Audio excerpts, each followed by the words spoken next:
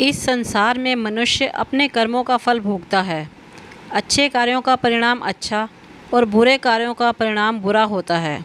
कहावत है, बुरे काम का बुरा नतीजा।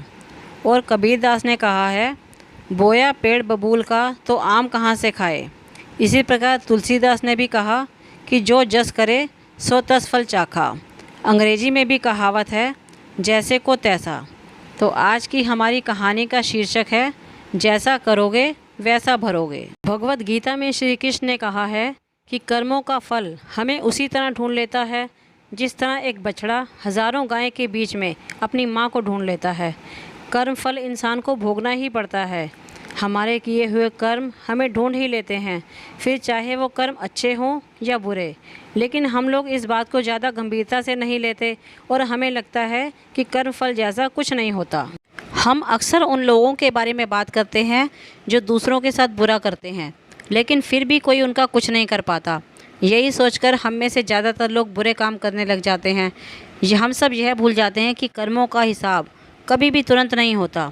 किसी के साथ बुरे करने वाला भले ही आज सुखी हो, लेकिन कभी ना कभी उसे उसके कर्मों का फल भोगना ही पड़ेगा। बहुत समय पहले की बात है, शहर से दूर गांव में एक दुकानदार था जो अपने ही गांव से एक व्यक्ति से रोज़ाना 1 किलोग्राम मक्खन खरीदा करता था। वह दुकानदार कई सालों से उस व्यक्ति से मक्खन की खरीदारी कर रहा था। एक दिन उस दुकानदार ने सोचा कि मैं रोज़ उस व्यक्ति से मक्खन खरीदता हूँ, लेकिन बहुत समय से मैंने उसके मक्खन का वज़न तोल कर नहीं देखा। कल तोल कर देखूँगा कि ये मक्खन 1 किलोग्राम से कम तो नहीं देता। अगले दिन जब वह व्यक्ति मक्खन देकर गया, तब दुकानदार ने मक्खन का वज़न किया तो देखा कि मक्खन सिर्फ 900 ग्राम है। उस दुकानदार को काफ़ी गुस्सा आ गया। वह दुकानदार गुस्से में गांव के पंचायत के पास गया और उसने उस व्यक्ति की शिकायत कर दी। गांव की पंचायत बैठी और उस व्यक्ति को बताया गया कि तुम पर इस दुकानदार ने धोखा देने का आरोप लगाया है।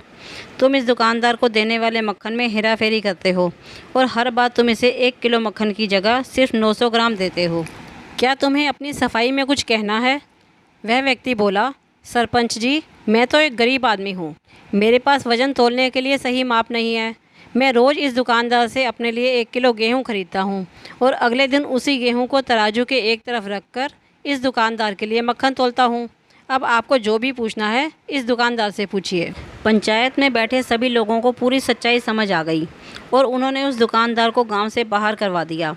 यह छोटी सी कहानी हमें यह बात सिखाती है कि जैसे कर्म हम करेंगे उसका रिज़ल्ट भी हमें वैसा ही मिलेगा। हमारी चालाकी ही हमारा नुकसान कर देती है। हम जो भी दूसरों को देते हैं या दूसरों के साथ जैसा भी व्यवहार करते हैं, वह कभी ना कभी लौट के हमारे पास ही आता है। किसी के साथ अच्छा करोगे तो आपके साथ भी अच्छा ही होगा।